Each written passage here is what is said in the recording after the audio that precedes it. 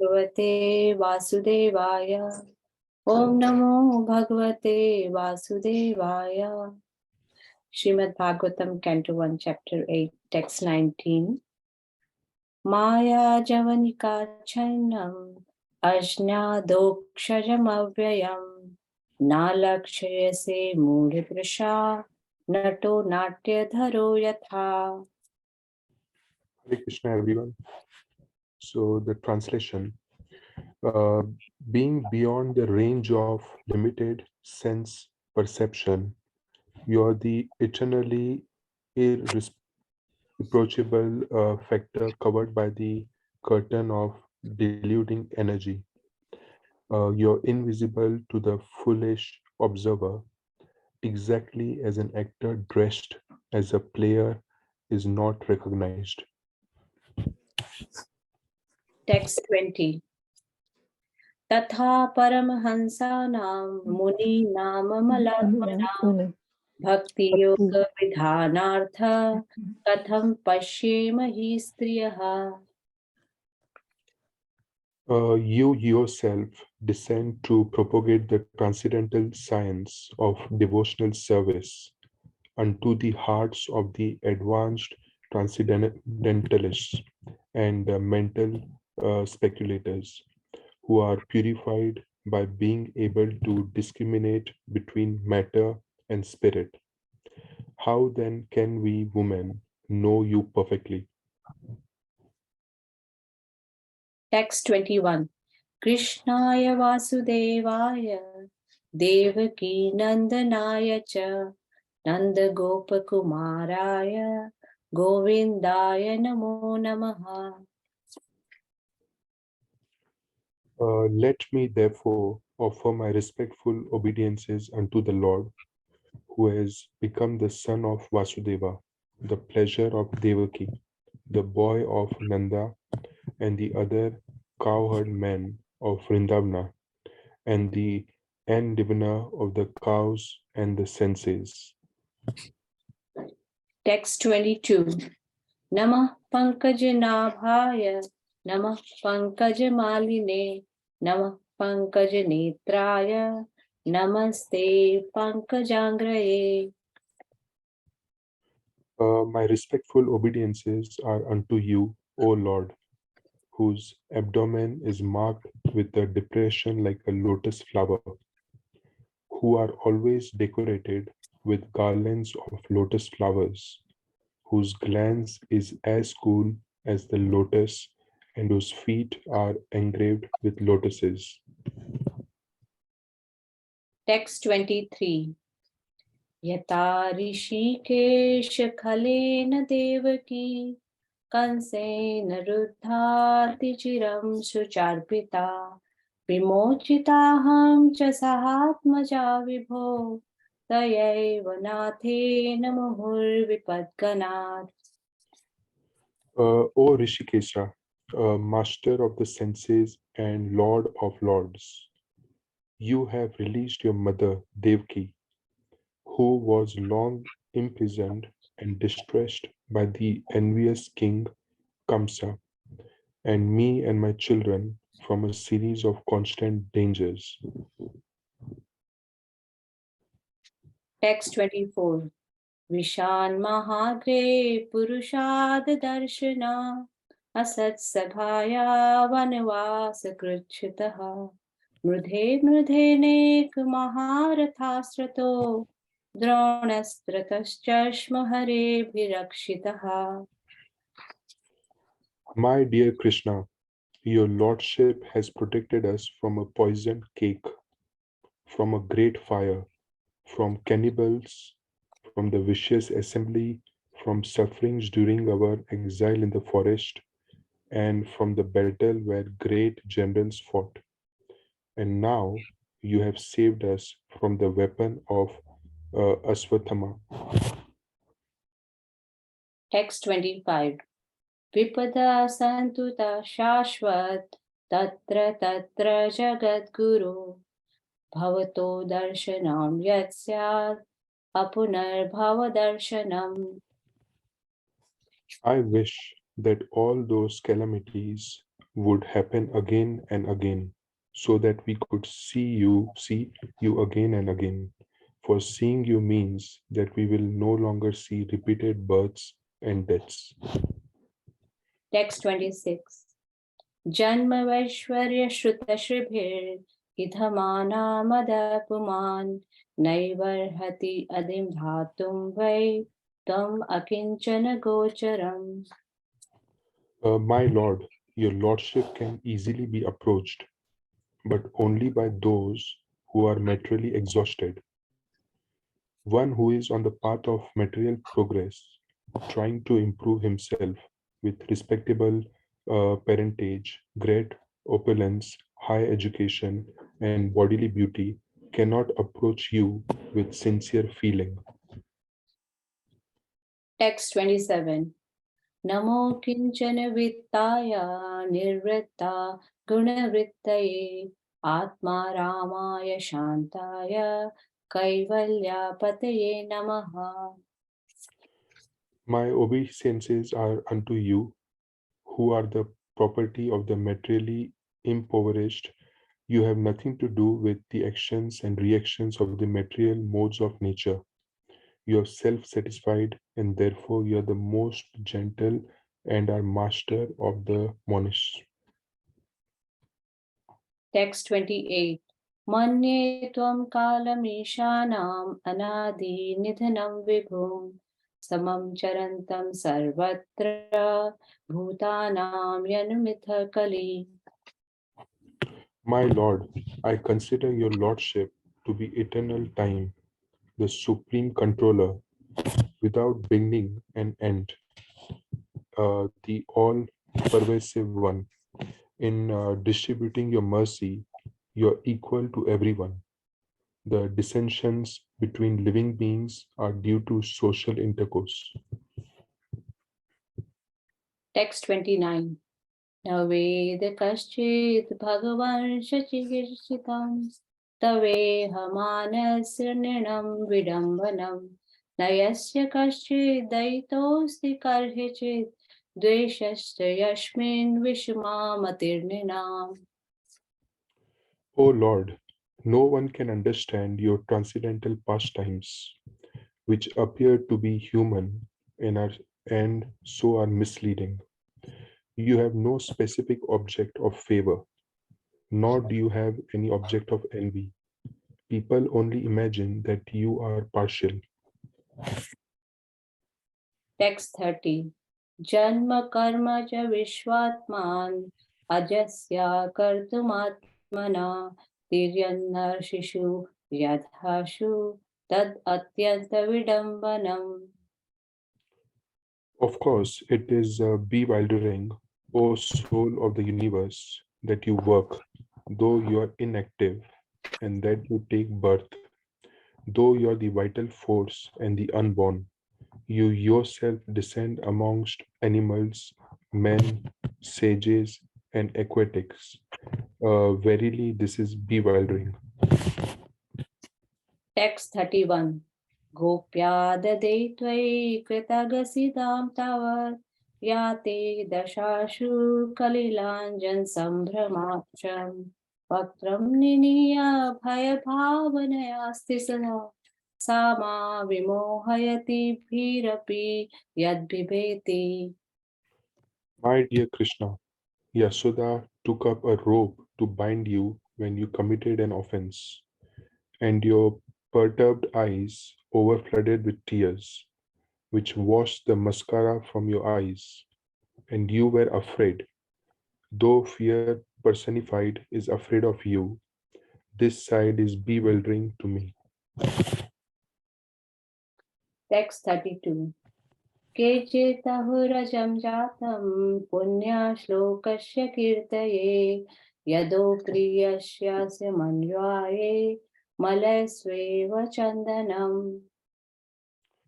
Some say that the unborn is born for the glorification of pure kings, and others say that he is born to please King Yadu, one of your dearest devotees. You appear in his family as sandalwood appears in the Malaya hills. Text 33. अपरे वासुदेवस्य देवक्या याचितो भगात् अजस्वतोस्मस्य क्षेमाय वधाय च सुरद्विषाम्. Others say that since both Vasudeva and Devki prayed for you, you have taken your birth as their son. Undoubtedly, you are unborn. Yet, you take your birth for their welfare and to kill those who are envious of the demigods. Text 34. भारावतारणायान्ये भुवो नाव इवो दध सीदन्त्या भूरि भारेण जातो आत्मभुवार्थितः. Others say that the world, being overburdened like a boat at sea, is much aggrieved, and that Brahma, who is your son, prayed for you, and so you have appeared to diminish the trouble. Text 35. भवेस्मिन् क्लिश्यमानानाम् अविद्या कामकर्मभिः श्रवणस्मरणार्हाणि करिष्यन्ति केचन. And yet, others say that you appeared for the sake of rejuvenating the devotional service of hearing, remembering, worshipping, and so on, in order that the conditioned souls suffering from material pangs might take advantage and gain liberation. Text 36. शृण्वन्ति गायन्ति गृह्णन्ति भीक्षणः स्मरन्ति नन्दन्ति तवेहितं जनः तयैव पश्यन्त चिरेण तावकं भवप्रवाहो परमं पदाम्बुजम्. O Krishna, those who continuously hear, chant, and repeat your transcendental activities or take pleasure in others doing so certainly see your lotus feet, which alone can stop the repetition of birth and death.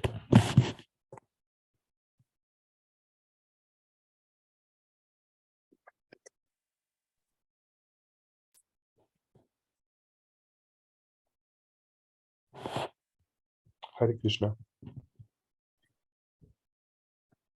Hare Krishna. Thank you so much, Sani Prabhu. Thank you so much. Let's discuss the verse for the day.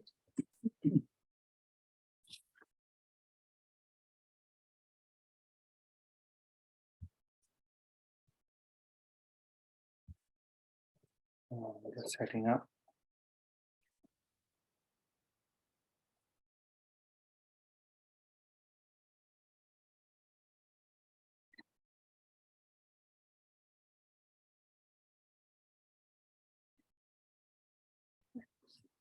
So we're discussing verse number 31, Canto 1, Chapter 8. Om Namo Bhagavate Vasudevaya. Om Namo Bhagavate Vasudevaya. Om Namo Bhagavate Vasudevaya. Narayanam Namaskritya Naram Chaiva Narottamam Devim Saraswatim Vyasam Tato Jayam Mudirayet. Nashcha Prayeshu Bhadreshu Nityam Bhagavata Sevaya Bhagavati Uttama Shloke Bhaktir Bhavati Naishtaki.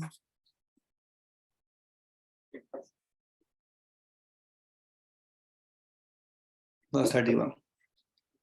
Gopya dade tvai kritaga siddhama tavat yate darshasu kalilandana samramaksham vaktram niniya bhavaya bhavanaya sthitasya samam vimoyati bhir api yad vibheti.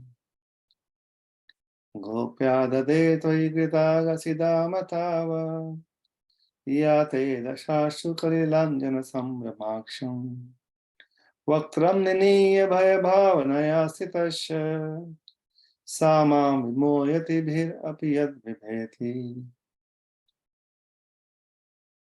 Long word for word. Gopi, the coward lady Yashoda, Adade took up, Tvai on your, Kritagasi, creating disturbances by breaking the butter pot. Dama, rope, tavat, at that time, ya, that which they, your, dasha, situation, Ashru Kalila, over flooded with tears, Anjana, ointment, Sambrama, perturbed, Aksham, eyes, Vaktram, face, Niniye, downwards, Bhaya Bhavanaya, by thoughts of fear, Sthitasya, of the situation, Sa, that, Mam, may, Vimohyati, bewilders, Bhi api, even fear personified, Yat, whom, Viveti, is afraid. Translation number by His Divine Grace, A.C. Bhaktivedanta Swami Srila Prabhupada. Translation. My dear Krishna, Yashoda took up a rope to bind you when you committed an offense, and your perturbed eyes overflooded with tears, which washed the mascara from your eyes. And you were afraid, though fear personified is afraid of you. This sight is bewildering to me. Purport. Here is another explanation of the bewilderment created by the pastimes of the Supreme Lord. The Supreme Lord is the supreme in all circumstances, as already explained. Here is a specific example of the Lord's being the supreme and at the same time a plaything in the presence of his pure devotee. The Lord's pure devotee renders service unto the Lord out of unalloyed love only. And while discharging such devotional service, the pure devotee forgets the position of the Supreme Lord. The Supreme Lord also accepts the loving service of his devotees more relishably. I'll read again. The Supreme Lord also accepts the loving service of his devotees more relishably when the service is rendered spontaneously out of pure affection, without anything of reverential admiration. Generally, the Lord is worshipped by the devotees in the reverential attitude. But the Lord is meticulously pleased when the devotee, out of pure affection and love, considers the Lord to be less important than himself. The Lord's pastimes in the original abode of Goloka Vrindavan are exchanged in that spirit. The friends of Krishna consider him one of them. They do not consider him to be of reverential importance. The parents of the Lord, who are all pure devotees, consider him a child only. The Lord accepts the chastisement of the parents more cheerfully in the prayers of the Vedic hymns. Similarly, he accepts the reproaches of his fiancés more palatably than the Vedic hymns. When Lord Krishna was present in this material world to manifest his eternal pastimes of the transcendental realm of Goloka Vrindavan as an attraction for the people in general, he displayed a unique picture of subordination before his foster mother Yashoda. The Lord, in his naturally childish, playful activities, used to spoil the stocked butter of Mother Yashoda by breaking the pots and distributing the contents to his friends and playmates, including the celebrated monkeys of Vrindavan, who took advantage of the Lord's munificence. Mother Yashoda saw this, and out of pure love, she wanted to make a show of punishment for her transcendental child. She took a rope and threatened the Lord that she would tie him up, as is generally done in the ordinary household. Seeing the rope in the hands of Mother Yashoda, the Lord bowed down his head and began to weep just like a child, and tears rolled down his cheeks, washing off the black ointment smeared about his beautiful eyes. This picture of Lord is adored by Kunti Devi because she is conscious of the Lord's supreme position. He is feared often by the fear personified, yet he is afraid of his mother, who wanted to punish him just in an ordinary manner. Kunti was conscious of the exalted position of Krishna, whereas Yashoda was not. Therefore, Yashoda's position was more exalted than Kunti's. Mother Yashoda got the Lord as her child, and the Lord made her forget altogether that her child was the Lord himself. If Mother Yashoda had been conscious of the exalted position of the Lord, she would certainly have hesitated to punish the Lord. But she was made to forget the situation because the Lord wanted to make a complete gesture of childlessness. I'm sorry. But she was made to forget the situation because the Lord wanted to make a complete gesture of childishness before the affectionate Yashoda. Very nice. This exchange of love between the mother and the son was performed in a natural way. And Kunti, remembering the scene, was bewildered, and she could do nothing but praise the transcendental maternal love. Indirectly, Mother Yashoda is praised for her unique position of love, for she could control even the all-powerful Lord as her beloved child. Hare Krishna. It's quite a detailed purport by Srila Prabhupada, very nice. So I'll chant Mangalacharan prayers. Om Ajnanatimirandhasya Jnananjana Chakshurun Militam Yena Tasmai Shri Guruve Namaha Shri Chaitanya Manobhishtam Sthapitam Yena Bhutale Swayam Rupa Kadamayam Tadati Swapadantikam Vandeham Shri Guru Shri Yuta Padakamalam Shri Guru Vaishnavamsha Shri Rupam Sagrajata Sahagana Raghunathanvitam Tam Sajivam Sadvaitam Savadhutam Parijana Sahitam Shri Krishna Chaitanya Devam Shri Radha Krishna Padam Sahagana Lalita Shri Vishakhanvitam Sa He Krishna Karuna Sindhu Deenabandhu Jagatpate Gopesha Gopika Kanta Radha Kanta Namastute Tapta Kanchana Gaurangi Radhe Vrindavaneshwari Rishabhanu Sute Devi Pranamami Hari Priye Pancha Kalpatarubhyascha Kripa Sindhubhya evacha Patitanam Pavnebhyo Vaishnavebhyo Namo Namaha Jai Shri Krishna Chaitanya Prabhu Nityananda Shri Advaita Gadadhar Shrivas Adi Gaura Bhakta Vrinda Hare Krishna Krishna Krishna Hare Hare Hare Rama Rama Rama Hare Hare Nama Om Vishnupadaya Krishna Prasthaya Bhutale Srimate Bhakti Vedanta Swami Niti Namine Namaste Saraswati Deve Kauravani Pracharine Nirvishesha Sunyavadi Paschata Desha Tarine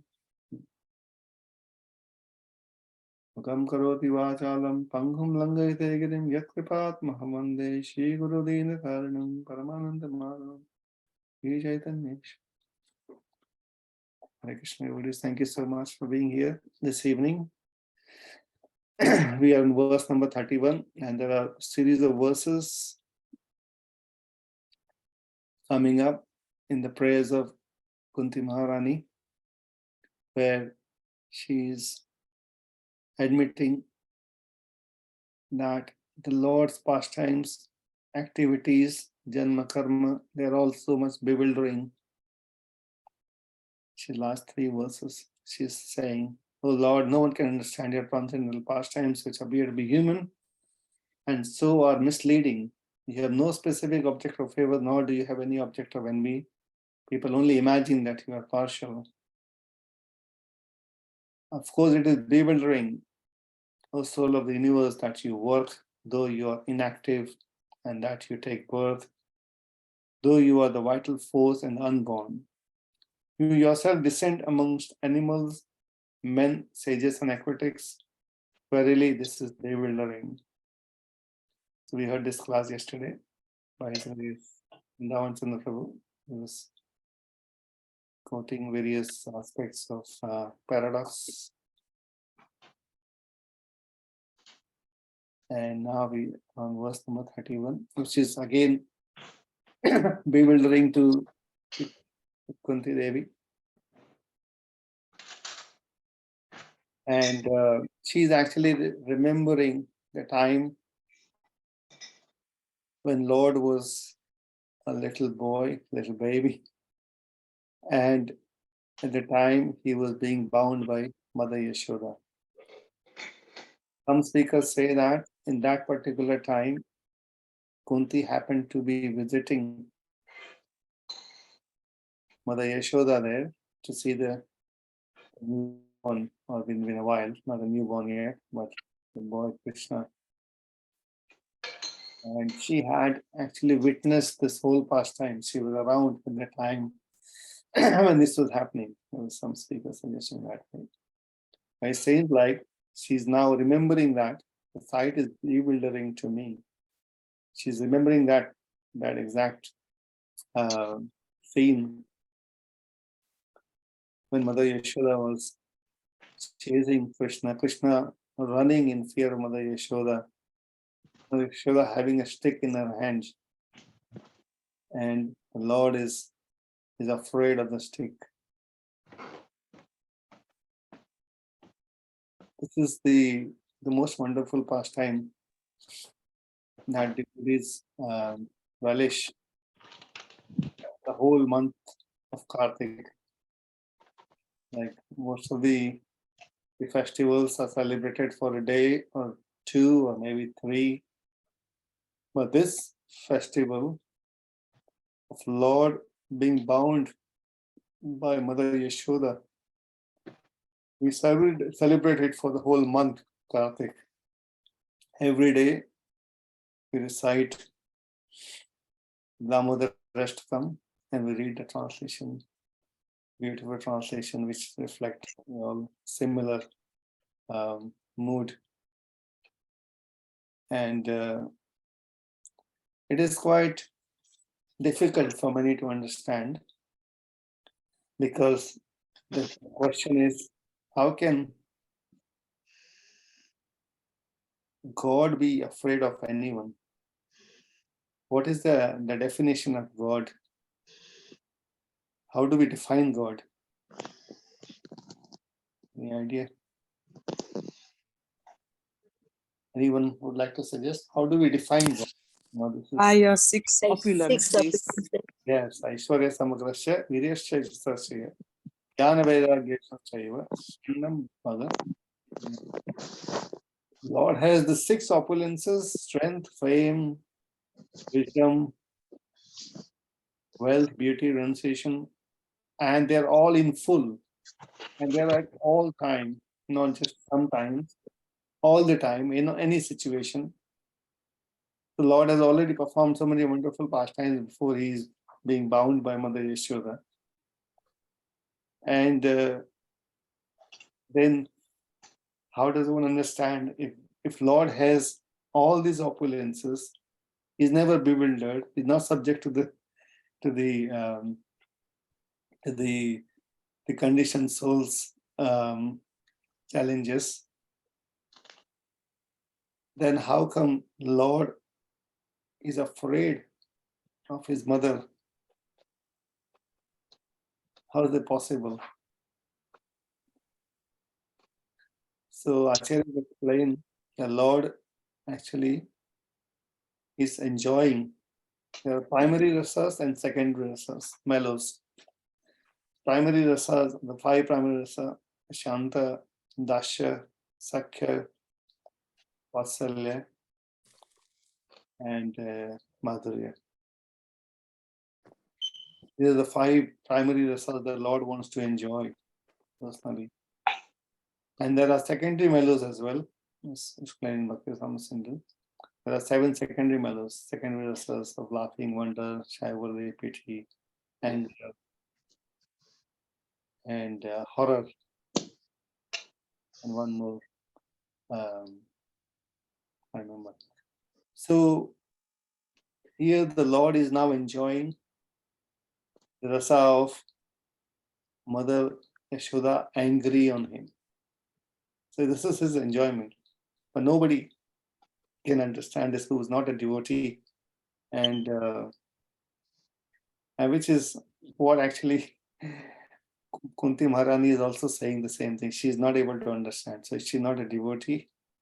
Why is she not able to understand? She is bewildered. How?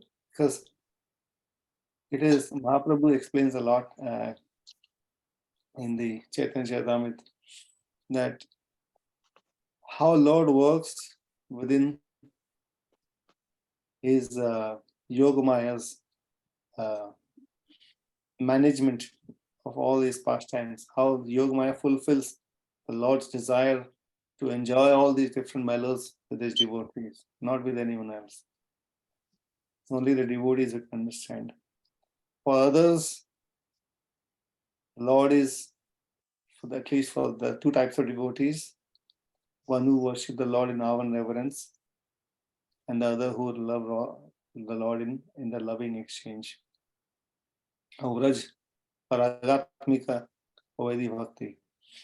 So, the Lord's, this particular aspect is so special, but this is only awarded to one who are pure devotees of the Lord.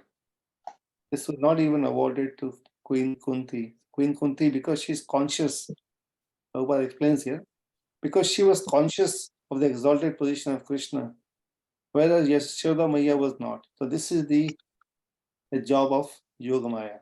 So there's Mahamaya, where people like us are bewildered, and there is Yogamaya, where the opulence of the Lord, the true position of the Lord as the supreme Lord, the Sarvakarana Karanam, the cause behind the creation, maintenance, and dissolution, is completely covered. So, and the devotees think that he is my son, he is my friend, he is my lover, and likewise, and he is my master. But the main 3 rasas here happens in Vraja, which are very special. Mother Yashoda got the Lord as a child, and Lord made her forget altogether that child was the Lord himself. If Mother Yashoda did realize once, when Lord showed his universal form, opened his mouth, and Mother Yashoda saw what was inside the Lord's mouth. And for the moment, she was a bit confused, and Lord realized immediately, this is going to spoil the fun. So immediately again covers her. Mother Yashoda goes back to, oh yeah, this is my only little child, Krishna. Something else I was seeing was, and this happens all the time, that Lord's friends are playing with him. Sometimes Lord is defeated. They are having tug of war. They are having wrestling matches. Lord is carrying his friends on his shoulder, and they are all even having fun with the Lord. Some of them are feeding the ladus of jasmine flower, which is very bitter. Who can do this to the Lord? No one can do this apart from the Brajvasis. So they are bewildered, or they are covered, not bewildered, they are covered because of love. The Mayavadis, the atheistic people, they don't see Krishna as the Lord because they are covered by the envy. They can never understand because they are so envious of the Lord. And others who understand the Lord's position, as we are seeing Kunti Maharani's position here. She's seeing the Lord's supremacy, and she knows, she's expressing here that even the fear personified is afraid of Krishna. So actually, one Acharya explains that as the Lord was being, shown a stick by Mother Yashoda, now this is going on within Lord's mind. Okay, this is now she's showing me a stick, and I must be afraid of this. I don't know what fear is, Lord. How can Lord know what fear means? So he has to call the fear personified to say, okay, you come, and I need to be fearful now. I need to be afraid. And the fear personified wants to come near the Lord, but he can't come near the Lord because he's afraid of the Lord. Quite an interesting situation. And the Lord then, somehow calls him, no, I need to be afraid. His mother Yashoda showing the stick. And the Lord, somehow gets afraid. So how this happening at the same time is inconceivable for us. Our Lord is playing all. At the same time, is the Acharya says not that he's acting, he's genuinely afraid. It's not just he's acting. So all these things, the Yogamaya organizing this, whatever is needed for the Lord's pleasure, the Lord is, is getting in that mood. All these things happening seamlessly and at the same time. So this is only possible, by Krishna. And there are so many other places that it is explained actually. There is a verse in, I'm going to share my screen once again.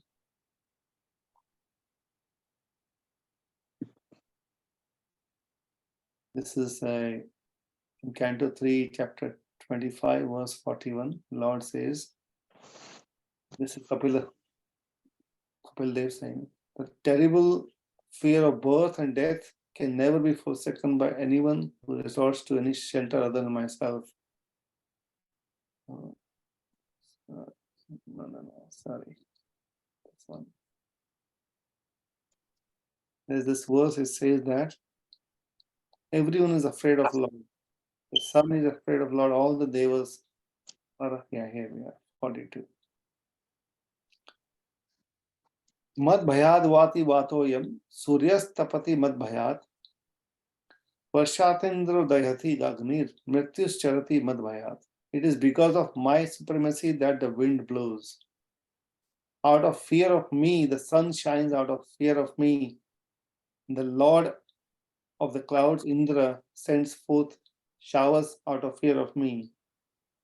Fire burns out of fear of me, and death goes about taking its toll out of fear of me. So if there is no fear of the Lord, none of these things will work. So for all these great personalities, they maintain, create, and destroy under the Lord's direction. And under the fear of the Lord, actually. It's not, they don't have a choice. The choice is not there with them. They have to do as per the Lord's desire. So everyone is fearful of the Lord. And the Lord is afraid of his devotee, Mother Yashoda. And there's also this verse that Mahaprabhu says.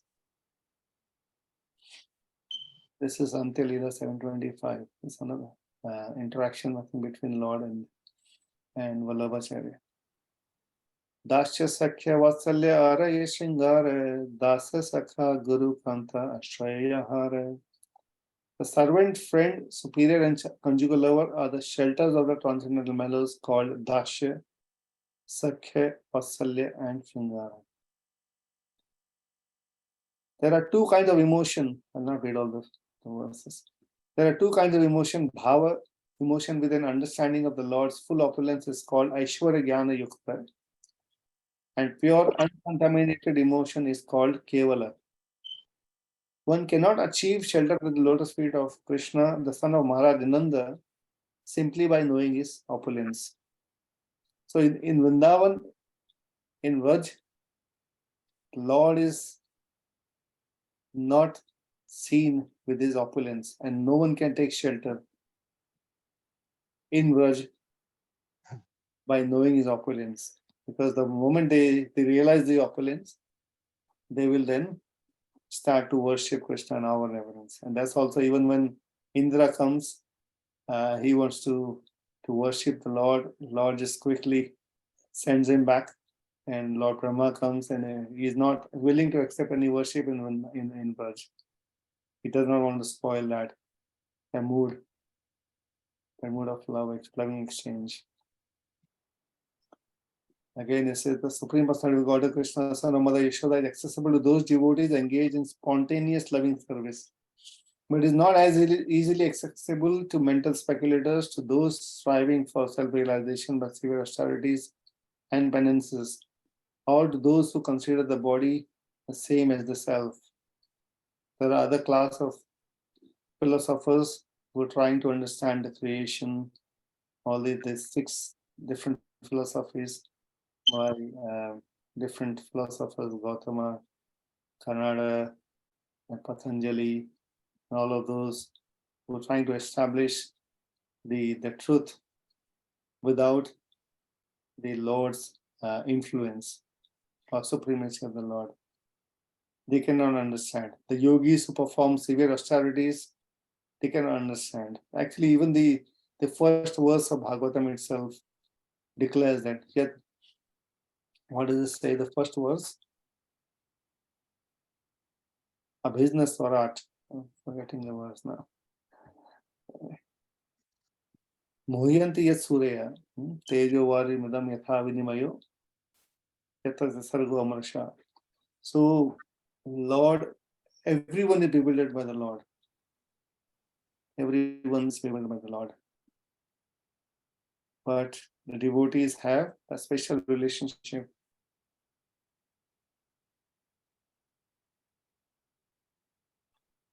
Even the let's go back to sorry, I'm sharing a lot. There's so much to say on this.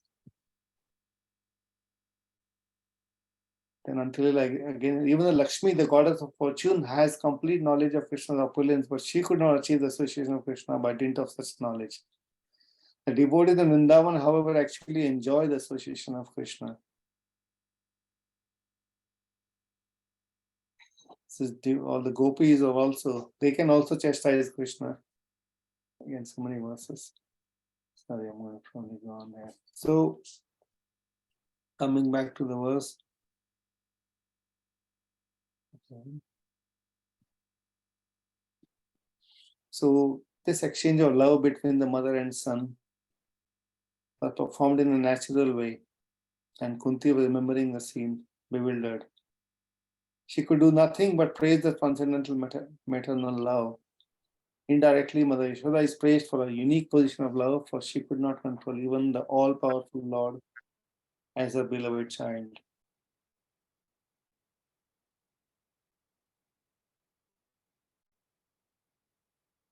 Actually, I have something more to read. There are 5 minutes. I will read something beautiful from Shivram Maharaj's book. There is a book called Damodar Janani.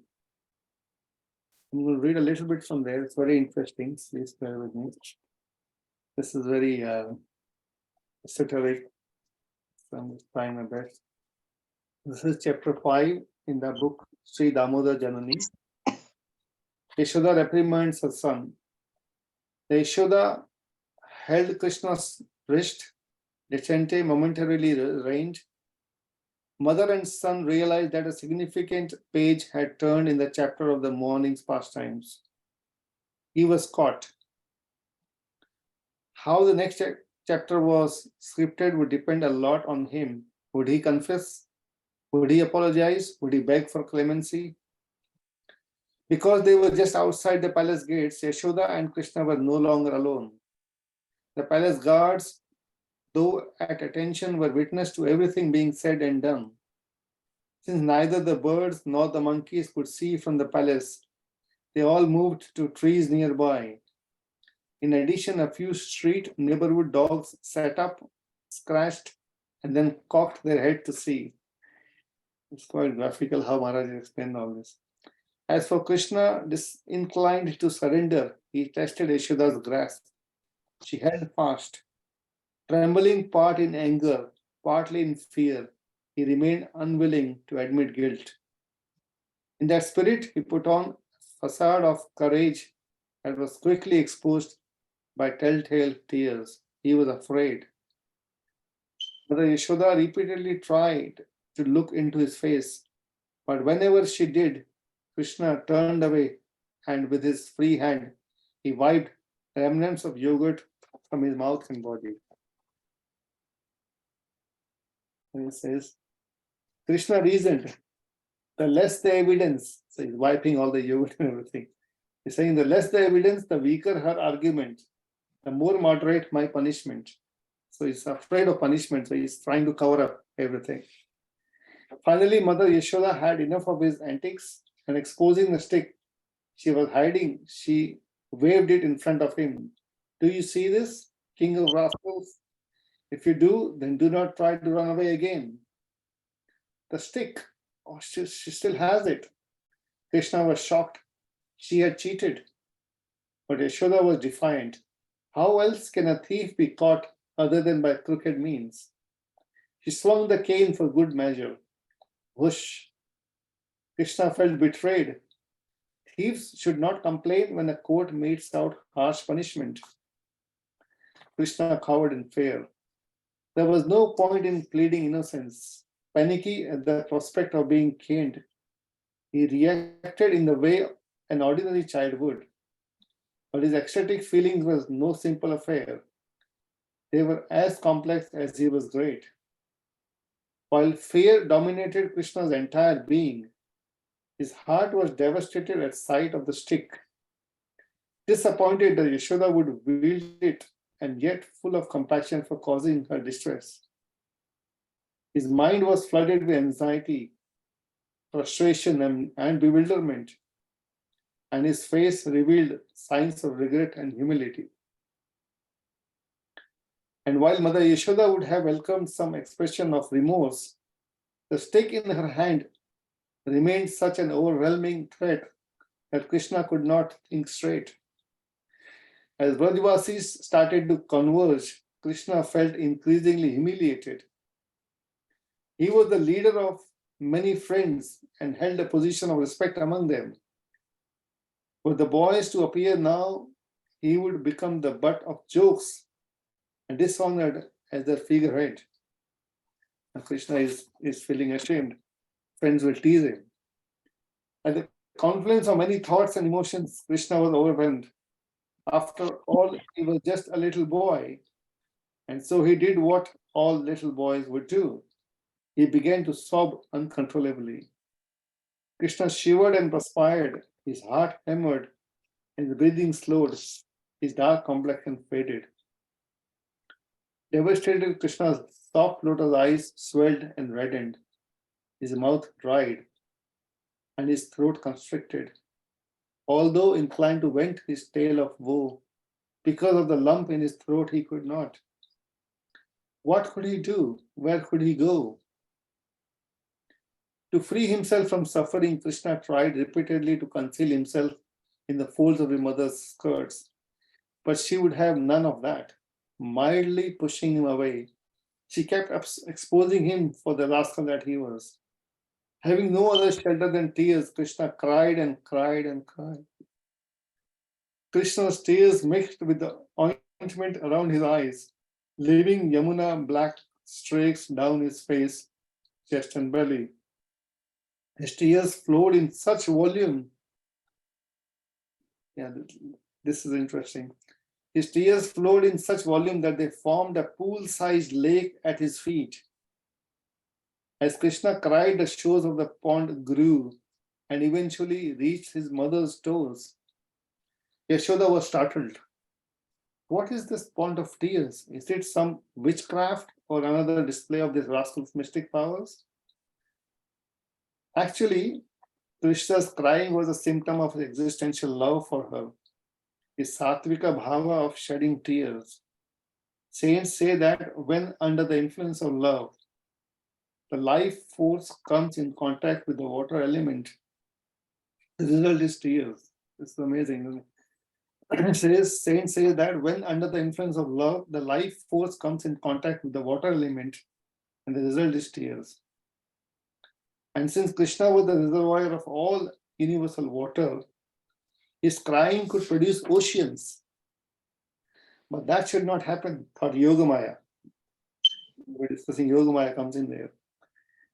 A display of majesty like crying oceans would hinder this pastime of sweetness.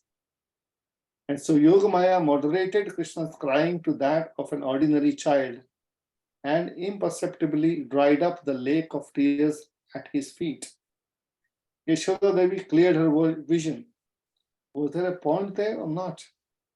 With more pressing issues at hand, she relegated the appearance and disappearance of the lake of tears to an illusion of her mind. Again, she had more important things to do, like disciplining Krishna. And the introduction to such discipline would be to show him indifference. She would give him the cold shoulder. Like the stick, Yashoda's indifference was a new feature in the relationship between mother and son. Krishna was expecting something else. He was expecting the warmth of touch and kindness of love with which Yashoda always wiped away his tears. But that was in the past. It was not what she was doing at present, and it was not what she intended to do. She wanted him to learn to take responsibility for his acts. It's like, dejected, Krishna wiped his own tears and in the process smudged black eye ointment all over his blackish face. Seeing Krishna's sad demeanor, Yashoda almost succumbed to her maternal nature. But the importance of educating him restrained her once again. Missing the soothing touch of his mother's hands, Krishna felt forsaken and alone. Although his Anjana-covered face and red, fearful eyes invoked both humor and pity, Yashoda was unbending in her determination.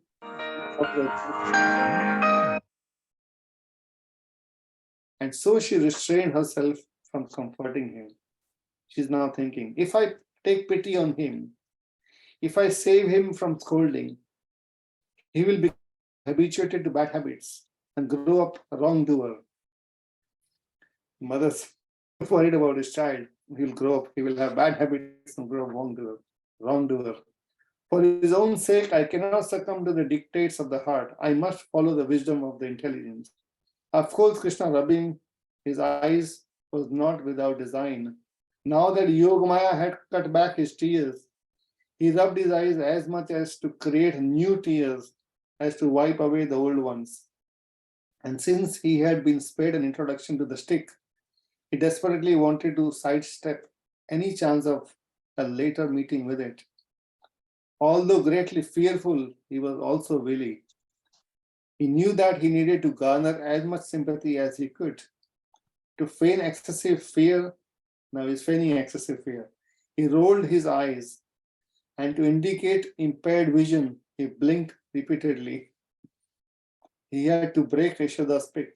If mother sees my horror, then she will surely not hit me with that horrible stick.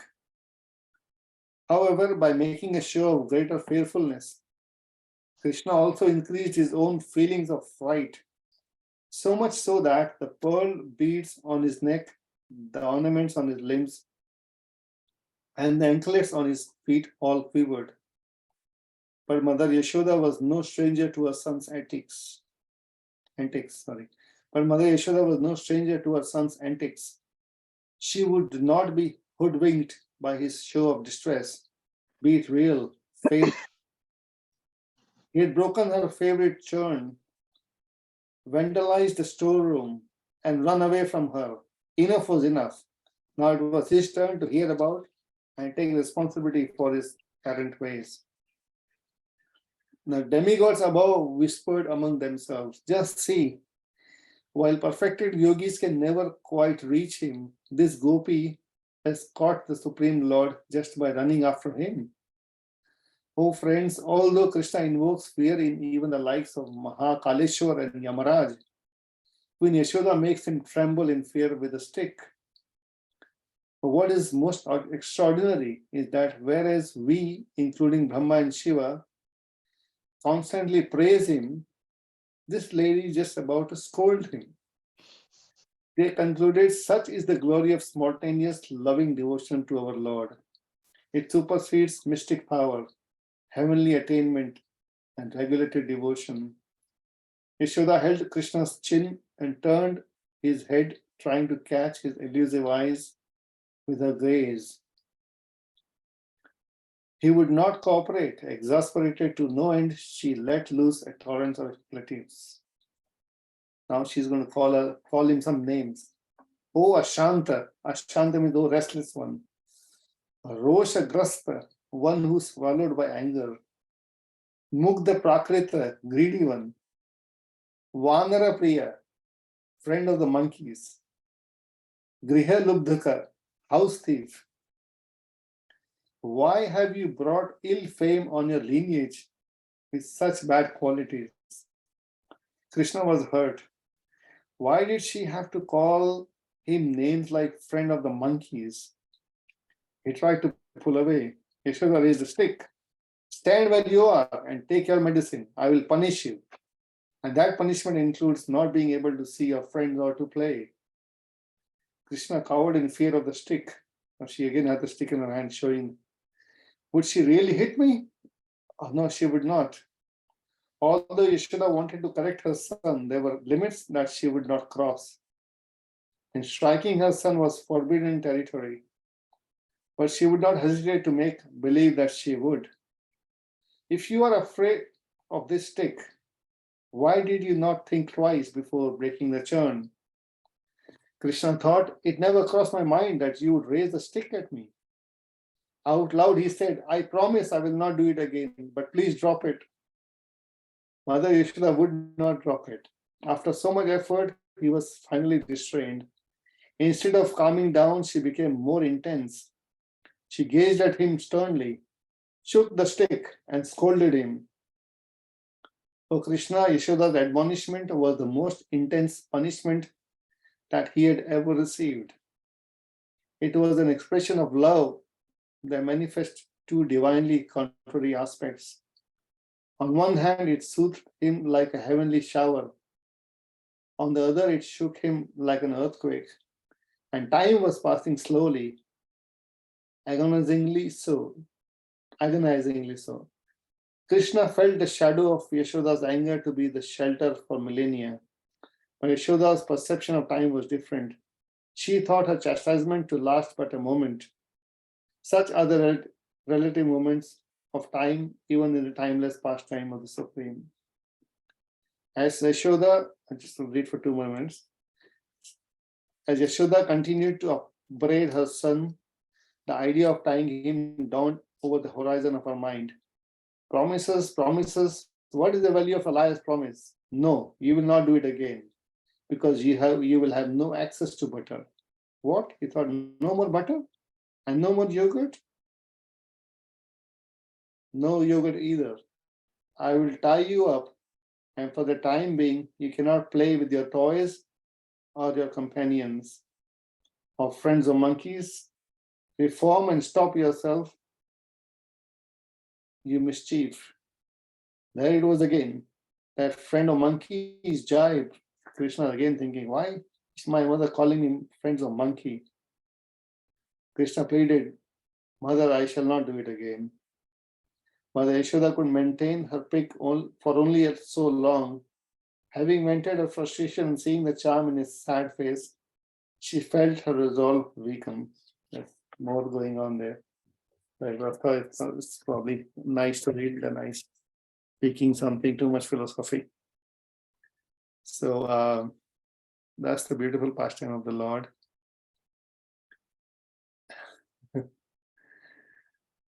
So I think I can probably stop here.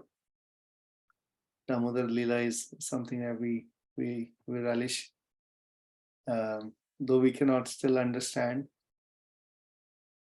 because to understand the Lord's opulence, Lord's supremacy, and then after that to develop that love for Lord, to be able to fully relate to this is very high. But still, even at whatever level we are, it always gives joy to the heart. So long we have no envy for the Lord, it is so joyful. Every year we go through this, every day of the Kartik is so nice in that we recite Damodarashtam in the morning, in the night, in the evening. And it feels so sad when Kartik finishes, we feel like, oh, should have just carried on the whole year like that, isn't it? But we carry on. Okay, devotees, thank you so much. Maybe someone else can also share their heart.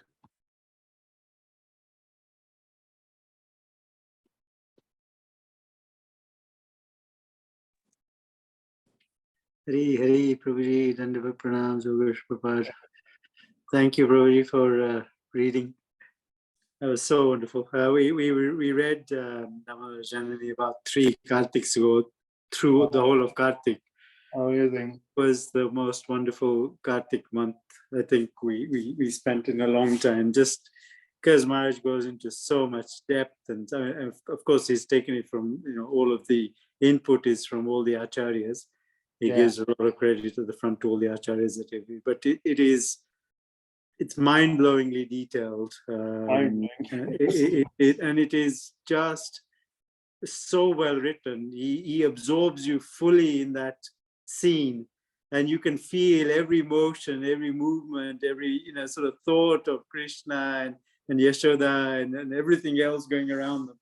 It is so wonderful. So thank you for Thank you. So I thought there is no better way of expressing this than reading Maharaj's book. I think nobody can explain so well as Maharaj has done it in the Navraj, the whole of Mahima, all the volumes. So nice. I think we recommend every devotee to have this book. And it was especially more relishing coming from such innocent reading of yours, Prabhuji. It was lovely to hear from you. It's nice when pure devotees read it out, and it makes it that much more relishable. So thank you for that. It was very, very, very melodious. Thank you. Thank you, Suresh Prabhu. And all glories to His Holiness Shiva Maharaj for writing this book so wonderfully. So amazing. Thank you. Any other thoughts or realizations? Any comments? Any questions?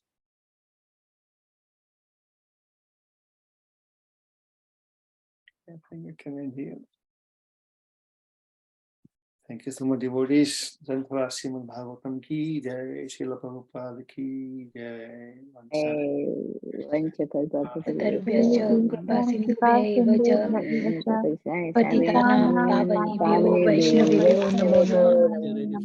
Hare Krishna, Prabhuji, wonderful class. Thank you. Hare Krishna, Wonderful class, Prabhuji. Prabhuji. Thank you so much.